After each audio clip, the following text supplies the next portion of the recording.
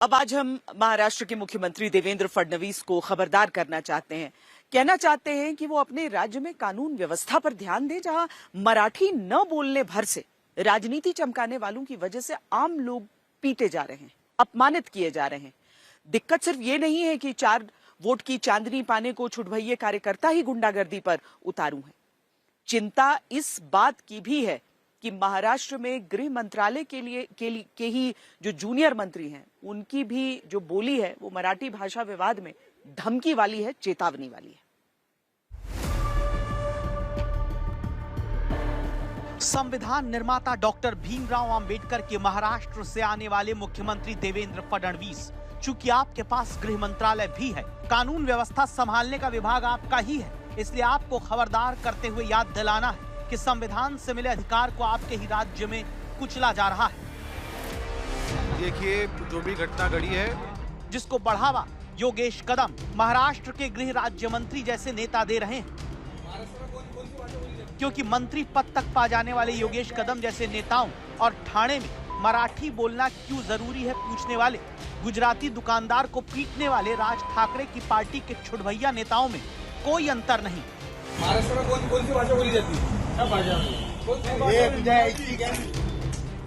अगर आप भूले ना हो तो याद दिला दें कि ठाणे में एमएनएस के कार्यकर्ताओं ने इन गुजराती दुकानदार को केवल इसलिए पीटा क्योंकि इन गुंडों ने जब पूछा महाराष्ट्र में कौन सी भाषा बोली जाती है, दुकानदार ने जवाब दिया सभी भाषाएं, तो राज ठाकरे की पार्टी के एक कार्यकर्ता ने उसे थप्पड़ मारा। इसके बाद दूसरे कार्यकर्ता पीटने लगे।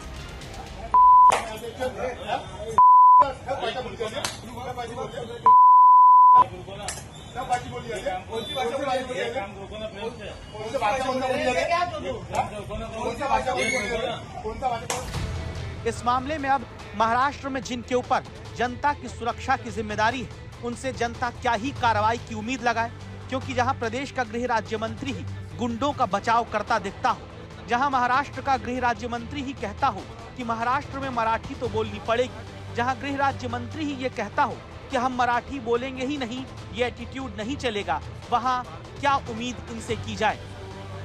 महाराष्ट्र में मराठी तो बोलनी ही पड़ेगी। अगर मराठी नहीं आती है तो आपका ये एटीट्यूड नहीं चलेगा कि हम मराठी बोलेंगे नहीं। हम कोशिश करेंगे, ऐसा वो बता सकते हैं, बोल सकते हैं। तो मेरे ख्याल से देखिए, हमें किसी और लैंग्वेज का अपमान हमें करना नहीं है, लेकिन मराठी में अगर कोई महाराष्ट्र में कोई मराठी को डिसरिस्पेक्ट करता है तो बिल्कुल वहाँ पे हमारे कायदा हम लागू करेंगे, उस पर कार्रवाई करेंगे। देवेंद्र फडणवीस, आप वक्त निकालकर अपने गृह राज्य मंत्री से पूछिए, क्या भाषा के नाम पर मारपीट करने वालों के पक्ष में ढुलमुल रवैया दिखाते मंत्री का ये एटीट्यूड चलेगा, जो मंत्री हमला करने वालों पर कार्रवाई की जगह चाशनी में लिपटा संदेश देता हो।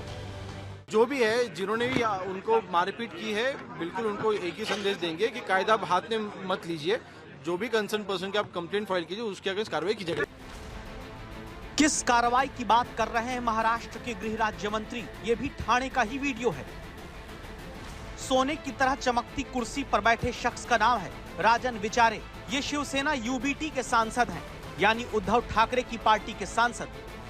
अब जरा इनका इंसाफ दिलाने का तरीका देखिए। मेरा नाम षणमुख पुजारी है। मैंने कल थोड़ा अपने दुकान पे थोड़ा सा लड़ाई हो गया इनके साथ में, तो मैंने इनको थोड़ा सा मारा। तो आइंदा से मैंने ऐसा गलती नहीं करूंगा। सॉरी, मुझे माफ कर दो। चौंक गए होंगे आप भी इस थप्पड़ की गूंज को सुनते ही, जहां उद्धव की पार्टी के सांसद मानो अपनी एक अदालत खोल कर बैठे रहते, जहां वो मराठी युवक से दूसरे राज्य के लोगों के विवाद के बाद कान पकड़वा कर माफी मंगवाते हैं, वीडियो बनवाते हैं, थप्पड़ मरवाते हैं और पैर छुआते हैं। मेरा नाम षणमुख पुजारी है। मैंने कल थोड़ा अपने दुकान पे थोड़ा सा लड़ाई हो गया इनके साथ में, तो मैंने इनको थोड़ा सा मारा। तो आइंदा से मैंने ऐसा गलती नहीं करूंगा। सॉरी, मुझे माफ कर दो।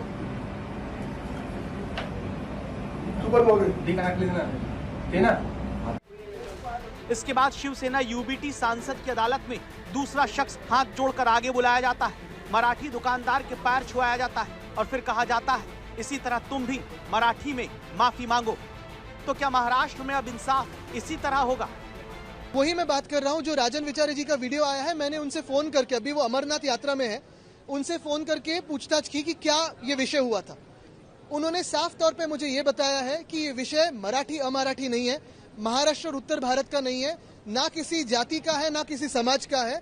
बात कुछ ऐसी हुई है जिसपे पुलिस कंप्लेंट भी हुई है कि जो 2 लोग हैं उसमें, उन्होंने एक व्यक्ति को, जो हमारे पदाधिकारी है, वो उस दुकान में गए थे फोन के चार्जिंग के लिए, और फोन चार्जिंग नहीं करने देंगे ऐसी कुछ बात हुई, उससे झगड़ा हुआ और उस व्यक्ति को वो 2 लोगों ने पहले मारा। फिर 4-5 लोग और आए और लोगों ने उनको मारा। एक महिला ने उस व्यक्ति को बचाया और फिर उसी के बाद ये आगे की घटना उठी है। उधर से हाथ उठा तो यहाँ से हाथ उठा है। विवाद अगर भाषा या प्रांत का नहीं तो फिर सांसद राजन बेचारे कौन होते हैं थप्पड़ मरवाने वाले, माफी मंगवाने वाले? कानून सब अपने हिसाब से लेकर चलेंगे। ये सब इसलिए हो रहा है क्योंकि कहीं कोई वोट के चक्कर में रोकने और बोलने वाला है ही नहीं। इसीलिए जरूरी है कि महाराष्ट्र के मुख्यमंत्री देवेंद्र फडणवीस खुद इस मसले पर ध्यान दें। शुरुआत अपने राज्य मंत्री पर कम से कम कार्रवाई से करें, उस मंत्री से माफी मंगवाएं, वरना यूं ही सब चलता रहेगा।